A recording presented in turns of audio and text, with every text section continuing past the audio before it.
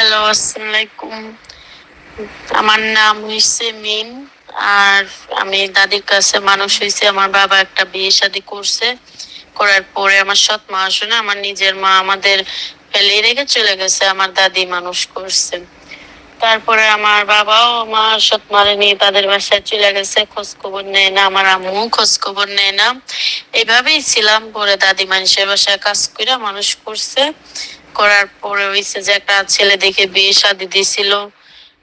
তারপর ওই ছেলেটা হয়েছে নেশাখোর, বুঝছেন। তারপরে নেশা পানি করে অনেক মারধর করতো, অত্যাচার করতো। তারপরেও সহ্য করেছিলাম, যেহেতু একটা ছেলে আছে মাদ্রাসা পড়ে ইনশাল্লাহ।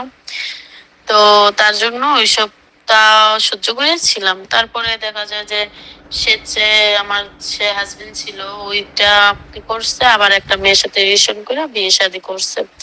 করার পরে আমি আমার দাদির কাছে এসে পড়ছি। এখন দাদি হইছে যে অসুস্থ মানুষ, ঘরে পড়ে আছে। এখন আমি মানুষের বাসায় কাজ কইরা খাই, আল্লাহ দুই মুঠো ডাল ভাত খাওয়ায়, এই আর কি। তো এখন আমি প্রতিবেদনের সামনে আইছি যে একটা ভালো মনের মানুষ পেলে বিয়ে শাদী করবো, করে সারা জীবন তার হয়েই থাকবো। যে আমার দায়িত্ব নেবে, আমারে ভালোবাসবে, সারা জীবন আমার পাশে থাকবে, কখনো কষ্ট না দিবে, সারা জীবন আমারে ভালোবাসবে। এরকম একজন ভালো মানুষ পেলে বিয়ে শাদী করবো, যে নামাজ পড়বে, নামাজ পড়ে 5 ওয়াক্ত। আর আমি নিজেও নামাজ পড়ি ইনশাল্লাহ। এরকম যদি মানুষ পাই, বিয়ে শাদী করে সারা জীবন তার হয়ে কাটিয়ে দিব। আর বয়সটা যেরমই হোক, তার আমার বয়সে কোনো সমস্যা নেই। সে যদি আমার ভালোবাসে, আমার পাশে থাকে, আমার দায়িত্ব নেয়, তার বয়স বেশি হইলে আমার কোনো সমস্যা নেই। আমি চাই যে একটা ভালো মনের মানুষ। কারণ হইছে যে মন ভালো দিয়ে কথা, রূপ চেহারা দেখে তো সবকিছু হয় না।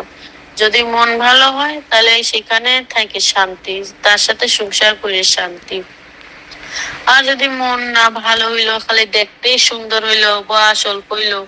আমার হাজবেন্ড যে ছিল, এরও বয়স অল্প ছিল। হয়তো থাকার খাতিরে সে দেখা যাচ্ছে যে আমার রেখে আর একটা বিয়ে শাদী করলো। আর যদি আমার থেকে একটু বয়স্ক মানুষের বিয়ে শাদী আমি করি, তাইলে তো সে কখনো মনে করেন যে বিয়ে শাদী আর করবে না, সে সারা জীবন আমারই ভালোবাসবে।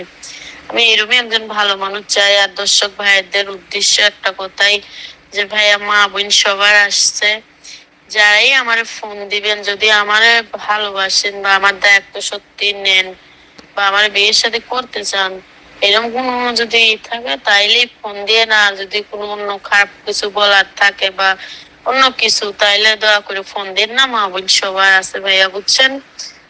আসসালাম।